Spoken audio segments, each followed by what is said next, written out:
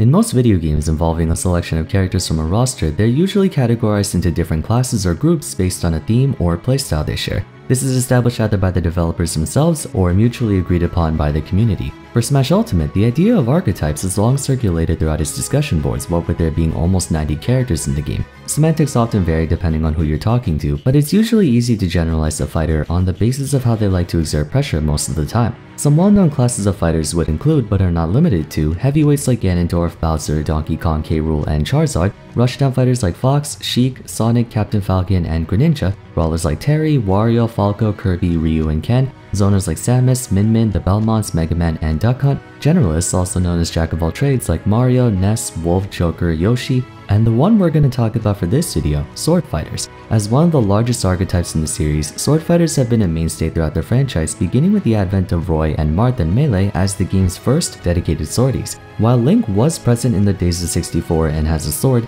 it wouldn't be the most appropriate label to give to him, as many would call him a trapper more than they would a legitimate sword fighter. Since then, the archetype has grown from 2 members back in Melee to roughly 15, more if you do want to include the Links or Mii Sword Fighter or Pit and Dark Pit. Most of its lineup comprises Fire Emblem units due to it featuring a new main character with almost every new entry in the timeline, but alongside them features sword fighters from other titles like Xenoblade Chronicles, Final Fantasy VII, Kingdom Hearts, and Dragon Quest. But yes, there are a lot of Fire Emblem characters here. Historically, thanks to their high presence in every game, sword fighters have always commanded a substantial player base. So today, we're going to be taking a deeper look at the archetype to analyze what factors attribute to their popularity. First, I think it's important to address this outright. Mockrock has had a series detailing archetypes and their design challenges for the past couple of years, which I highly suggest you check out. And while my perspective will inevitably echo many of the things he says, I think it would be fun to put my own thoughts on the subject at hand. As someone who shares a similar style of content as him, I'm aware it may look like I'm trying to copy him, but for those who are watching me for the first time, I have been doing stuff like this for a long time on my other 2 channels, Vars 1 and Vars 2.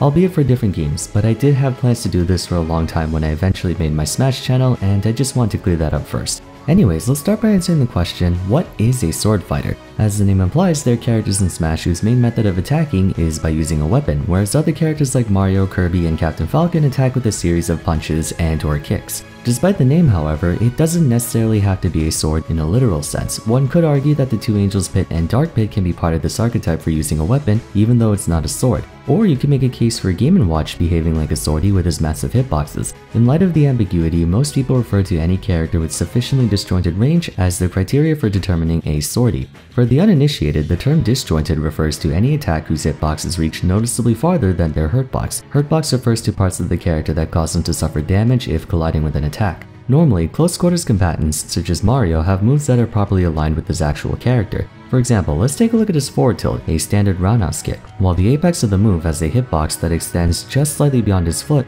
it's still very close to his body. On the other hand, take a look at his forward smash. Notice how the red hitbox, the strong part of the attack, spans a greater distance from his palm. This would be considered a disjoint, though comparatively a very short range one.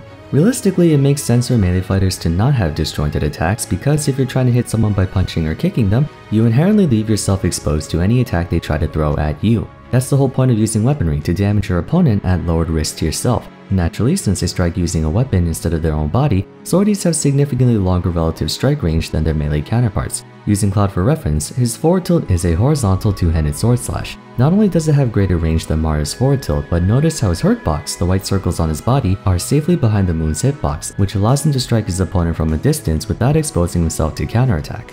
The primary benefit of disjoints is that it reduces the likelihood of trading blows with your opponent. Like I said earlier, it's entirely possible for you to suffer damage while throwing out an attack, also known as trading. If your opponent's active hitbox manages to hit your hurtbox and vice versa simultaneously, both of you take damage. Regardless of how strong the attacks are, the general goal of Smash is to land as many hits on your opponent as often as possible while preventing your opponent from landing hits on you. The easiest way to achieve this is via disjoints, an attribute that grants sword fighters a noteworthy combat advantage. And no matter how much anime tries to convince otherwise, punching a sword is, usually not a good idea. Technically speaking, every fighter has disjoints in some way. In my recent Why No One Plays episode featuring Wii Fit Trainer, I brought up how realistic hitboxes don't translate very well in video game context, thus requiring everyone to have slightly longer range than the physical reach of their moves might suggest. Hence why Mario's forward tilt hitboxes are a little bit bigger than his actual foot. If it were literally just his leg, that would make him unreasonably precise, and Mario is already one of the stubbiest characters in the game.